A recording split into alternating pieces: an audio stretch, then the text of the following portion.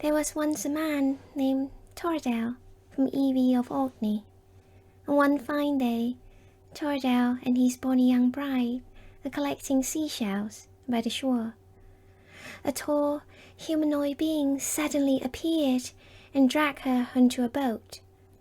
Before Tordell could run towards them, the boat was out of sight, so fast as if magic were in place. Full of sadness and rage, Tordell swore to get his beloved wife back, but determined as he was, she was nowhere to be seen again. One day, while out fishing, he heard his wife's singing voice floating above the water.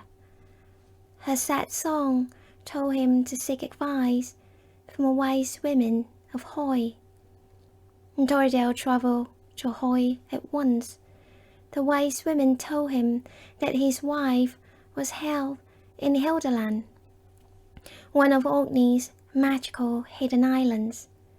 In order to see it, he would have to perform a ritual in Ordinstone, a old monolith located in a field by the standing stones of Stennes. The details of the exchange were not written, but it is certain she told Tordell what to do when he reached Hildaland. With the instructions given by the wise women, Tordell began his preparations. He walked around the Ordinstone 9 times during each full moon. On the 9th full moon, Tordell saw Hildaland through the hole in the stone. Remember what the wise woman taught him. He filled 3 baskets of salt and called to his 3 sons. Together, they sailed towards Hildaland. On reaching the land, Tordell cut 9 crosses on the turf.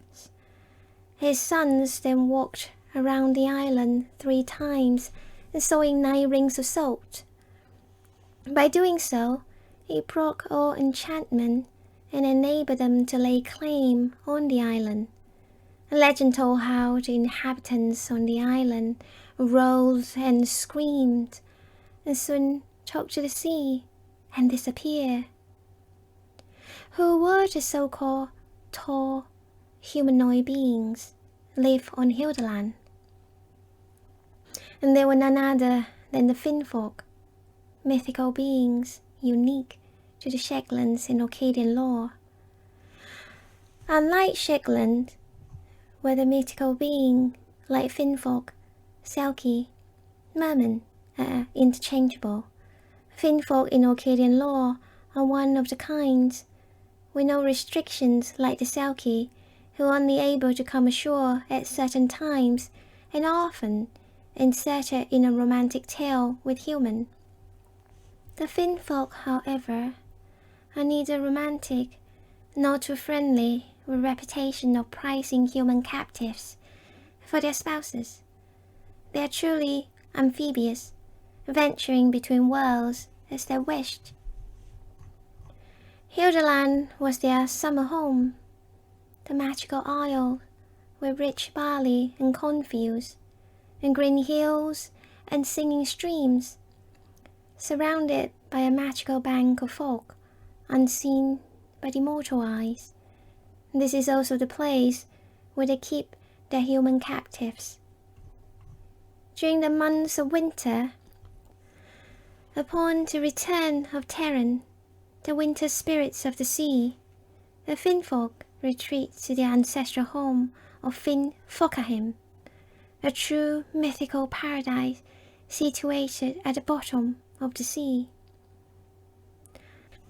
Legend describes this magnificent kingdom an exquisitely beautiful place with a great palace of crystal, lit so brightly and by the phosphorescent glow of the sea, and draped color-shifting curtains, the lights of Aurora Borealis, are surrounded by gardens of multicolored seaweed, and there are towers of corals decorated with giant pearls and gemstones, which often used to make ungrounded pearl dust by the merfolks.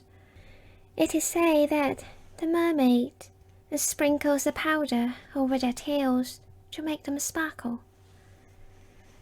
The kingdom of Finfolkaheem also raised sea cattle and magical seahorses, herded whales, and go hunting with sea otters.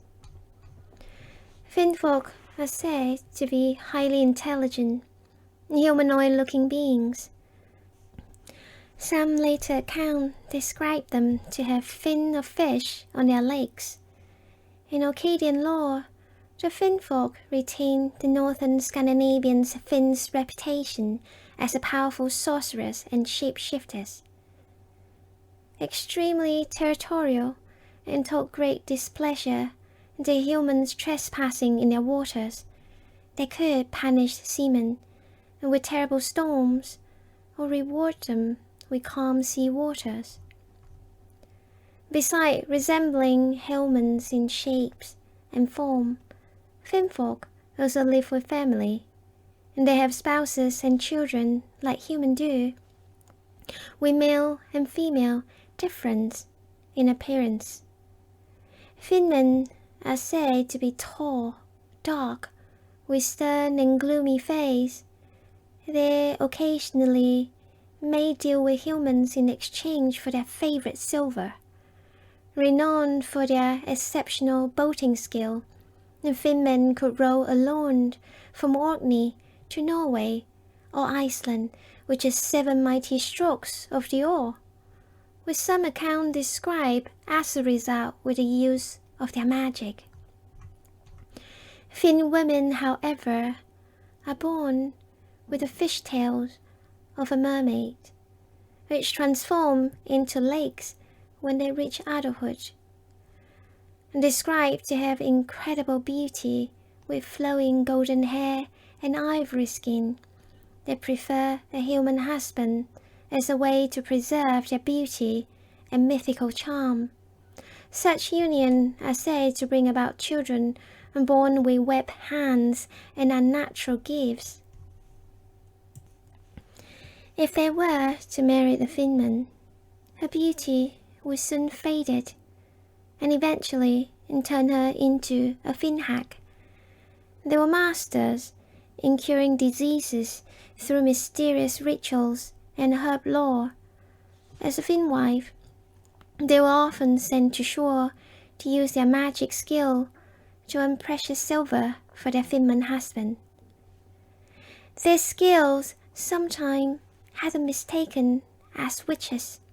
Interestingly, Finwives are said to have shape-shifting black cats to help communicate with their relatives in Finfolkaheem. Could this be where the impression of witches and their black cat familiar came from? Like most folklores and tales, the legend of the Finfolk slowly changes and faded with the arrival of Christianity. Hildaland, the summer home of the Finfolk, is believed by some to be the present-day Innsmouth, an uninhabited island and a bird sanctuary. It only opened to public visits once a year, although only 500 meters from the Orkney mainland. The tidal channels made Innsmouth remains inaccessible for the rest of 364 days. On 14th of July 1990, 88 birdwatchers visited the island, organized by the Orkney Heritage Society and the Royal Society for the Protection of Birds. However, only 86 of them came back. Huge search and rescue operations were taking place, but the 2 men were never found. Perhaps the ferry crew simply miscounted, but to some in the Orkney community who remember the old tales, the 2 missing persons were indeed Finfolk who returned to Hildaland, while others think they were adopted by Finwives who desire human husband. Could this be the return of the Finfolk? Or perhaps they have never left at all,